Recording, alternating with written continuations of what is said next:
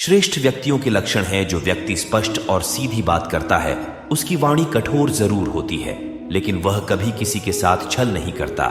जो अच्छा लगे उसे ग्रहण करो और जो बुरा लगे उसका त्याग करो, फिर चाहे वह विचार हो, कर्म हो या मनुष्य। बुराई बड़ी हो या छोटी हमेशा विनाश का कारण बनती है, क्योंकि नाव में छेद छोटा हो या बड़ा नाव को डुबा ही देता है।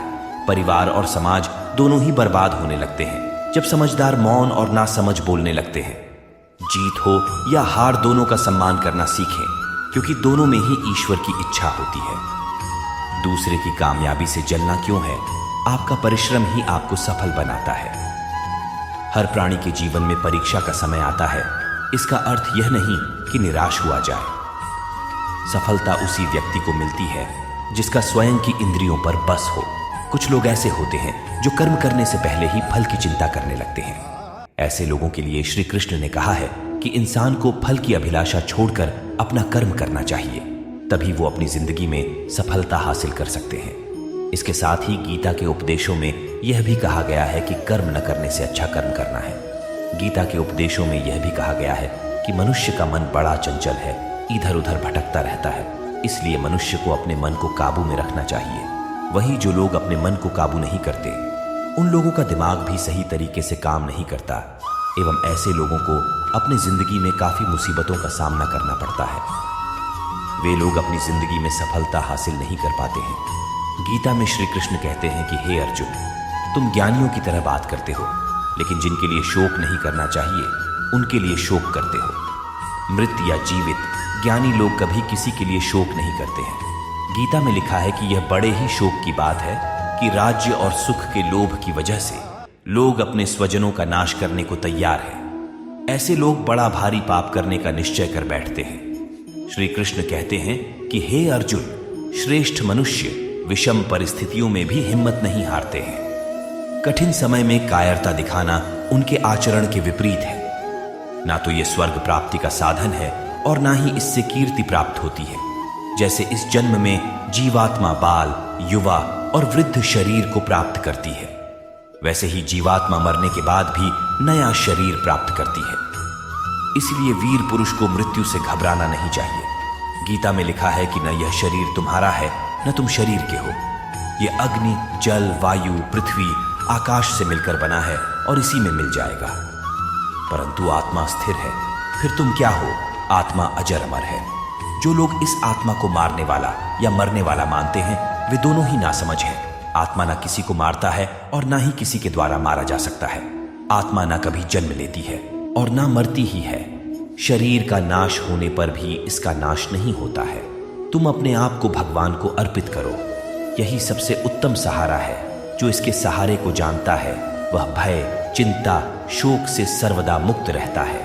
गीता में लिखा है, जैसे मनुष्य अपने पुराने वस्त्रों को उतारकर दूसरे नए वस्त्र धारण करता है, वैसे ही जीव मृत्यु के बाद अपने पुराने शरीर को त्याग कर नया शरीर प्राप्त करता है। किसी दूसरे के जीवन के साथ पूर्ण रूप से जीने से बेहतर है कि हम अपने स्वयं के भाग्य के अनुसार अपूर्ण जिएं। कोई भी व्यक्ति जो अच्छा काम करता है उसका कभी भी बुरा अंत नहीं होगा, चाहे इस काल में हो या आने वाले काल में। किसी को भी कर्तव्यों का त्याग नहीं करना चाहिए, क्योंकि वह उनमें दोष देखता है। हर क्रिया, हर गतिविधि दोषों से घिरी होती है, जैसे आग धुएं से घिरी होती है। अगर आपको कोई अच्छा लगता है तो अच्छा वो नहीं बल्कि अच्छे आप हो, क्योंकि उसमें अच्छाई देखने वाली नजर आपके पास है। सच्चा चाहने वाला आपसे प्रत्येक तरह की बात करेगा, आपसे हर मसले पर बात करेगा, लेकिन धोखा देने वाला सिर्फ प्यार भरी बात करेगा। अगर आपको झुकना है तो किसी के विनम्रता के आगे झुके, किसी के शक्ति के आगे, रूप के आगे और धन के आगे तो बिल्कुल भी मत झुकना। जिसने मन को जीत लिया है उसने पहले ही परमात्मा को प्राप्त कर लिया है, क्योंकि उसने शांति प्राप्त कर ली है वर्टिकल बार। ऐसे पुरुष के लिए सुख दुख, सर्दी गर्मी एवं मान अपमान एक से हैं। जो मनुष्य मुझे जिस प्रकार भजता है, यानी जिस इच्छा से मेरा स्मरण करता है, उसी के अनुरूप मैं उसे फल प्रदान करता हूँ। सभी लोग सब प्रकार से मेरे ही मार्ग का अनुसरण करते हैं। आत्मा किसी काल में भी न जन्मता है और न मरता है, न यह एक बार होकर फिर अभाव रूप होने वाला है। आत्मा अजन्मा, नित्य, शाश्वत और पुरातन है। शरीर के नाश होने पर भी इसका नाश नहीं होता। जब भविष्य धुंधला पड़ने लग जाता है, तब आपको अपने वर्तमान में ध्यान केंद्रित करने की आवश्यकता है। ज्ञानी व्यक्ति ज्ञान और कर्म को एक रूप में देखता है, वही सही मायने में देखता है। जब मनुष्य की बुद्धि, मन, श्रद्धा तथा शरण सब कुछ भगवान में स्थिर हो जाते हैं, तभी वह पूर्ण ज्ञान द्वारा समस्त कल्मश से शुद्ध होता है और मुक्ति के पथ पर अग्रसर होता है। मैं जल का स्वाद हूँ, सूर्य तथा चंद्रमा का प्रकाश हूँ, वैदिक मंत्रों में ओंकार हूँ, आकाश में ध्वनि हूँ तथा मनुष्य में सामर्थ्य हूँ। हर इंसान को कर्म में विश्वास करना चाहिए, क्योंकि ये जगत ही कर्मलोक है। कर्म आपके हाथ में है, परिणाम नहीं। इसलिए कर्म पर ध्यान लगाएं, यानी कि सिर्फ काम पर ध्यान लगाएं और मेहनत करें।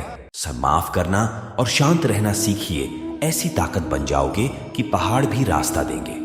जैसे जल में तैरती नाव को तूफान उसे अपने लक्ष्य से दूर ले जाता है, ठीक वैसे ही इंद्रिय सुख मनुष्य को गलत रास्ते की ओर ले जाता है। आपका विश्वास एक पर्वत को भी खिसका सकता है, लेकिन आपके मन का संदेह दूसरा पर्वत खड़ा कर सकता है। हमारा खुद पर विश्वास होना बहुत ही जरूरी है, क्योंकि हम अपने रास्ते पर खुद चलते हैं। खुद को कमजोर कभी नहीं समझना चाहिए। अगर आप गिरते हो तो उठने का प्रयास करो, लड़ो, पूरी निष्ठा से अपना कर्तव्य कर्म निभाओ, बाकी सब मुझ पर छोड़ दो। हो सकता है हर दिन अच्छा ना हो, लेकिन हर दिन में कुछ अच्छा जरूर होता है। धैर्य रखिए। कभी कभी आपको जीवन में सबसे अच्छा पाने के लिए सबसे बुरे दौर से गुजरना पड़ता है। रोना बंद करो और अपनी तकलीफों से खुद लड़ना सीखो, क्योंकि साथ देने वाले भी श्मशान से आगे नहीं जाते। जब तक शरीर है तब तक कमजोरियां तो रहेगी ही, इसलिए कमजोरियों की चिंता छोड़ो और जो सही कर्म है उस पर अपना ध्यान लगाओ। पूर्णता के साथ किसी और के जीवन की नकल करके जीने की तुलना में अपने आप को पहचान कर अपूर्ण रूप से जीना बेहतर है। तेरे गिरने में तेरी हार नहीं, तू आदमी है कोई अवतार नहीं। गिर, उठ, चल, फिर भाग, क्योंकि जीवन संक्षिप्त है, इसका कोई सार नहीं। जो लोग बुद्धि को छोड़कर भावनाओं में बह जाते हैं, उन्हें हर कोई मूर्ख बना सकता है। वक्त से पहले मिली चीजें अपना मूल्य खो देती है और वक्त के बाद मिली चीजें अपना महत्व। मनुष्य को अपने कर्मों के संभावित परिणामों से प्राप्त होने वाली विजय या पराजय, लाभ या हानि, प्रसन्नता या दुख इत्यादि के बारे में सोचकर चिंता से ग्रसित नहीं होना चाहिए। कौन क्या कर रहा है, कैसे कर रहा है और क्यों कर रहा है, इन सब से आप जितना दूर रहेंगे उतना ही आप खुश रहेंगे। समझदार व्यक्ति जब संबंध निभाना बंद कर देता है तो समझ लेना उसके आत्मसम्मान को कहीं ना कहीं ठेस पहुंची है। अहंकार, घमंड, क्रोध और निष्ठुरता ये अज्ञान से उत्पन्न हुए आसुरी प्रकृति के लोगों के भ्रूण हैं। इनका त्याग करना ही हमें अच्छा इंसान बनाता है। विषयों, वस्तुओं के बारे में सोचते रहने से मनुष्य को उनसे आसक्ति हो जाती है। इससे उनमें कामना यानी इच्छा पैदा होती है और कामनाओं में विघ्न आने से क्रोध की उत्पत्ति होती है।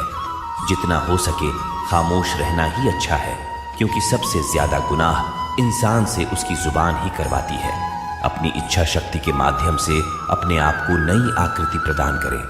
कभी भी स्वयं को अपनी आत्म इच्छा से अपमानित न करें। इच्छा एकमात्र स्वयं का मित्र होता है और इच्छा ही एकमात्र स्वयं का शत्रु है। अपनी पीड़ा के लिए संसार को दोष मत दीजिए। अपने मन को समझाओ, तुम्हारे मन का परिवर्तन ही तुम्हारे दुखों का अंत है।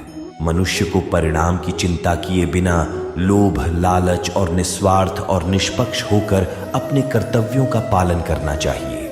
मानव कल्याण ही भगवत गीता का प्रमुख उद्देश्य है। इसीलिए मनुष्य को अपने कर्तव्यों का पालन करते समय मानव कल्याण को प्राथमिकता देना चाहिए। मनुष्य को जीवन की चुनौतियों से भागना नहीं चाहिए और न ही भाग्य और ईश्वर की इच्छा जैसे बहानों का प्रयोग करना चाहिए।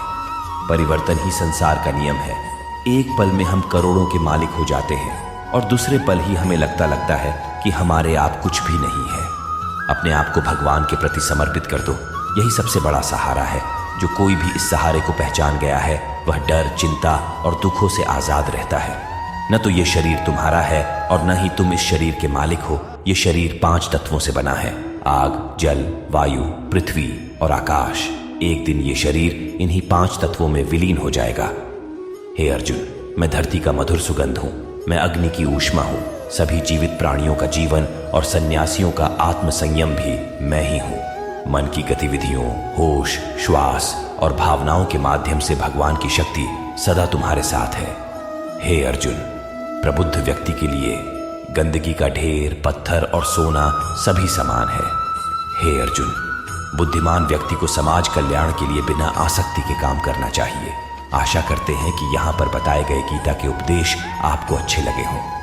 यह भगवत गीता के अनमोल विचार आपको कैसी लगी, हमें कमेंट करके जरूर बताएं और अपने दोस्तों के साथ जरूर शेयर करें।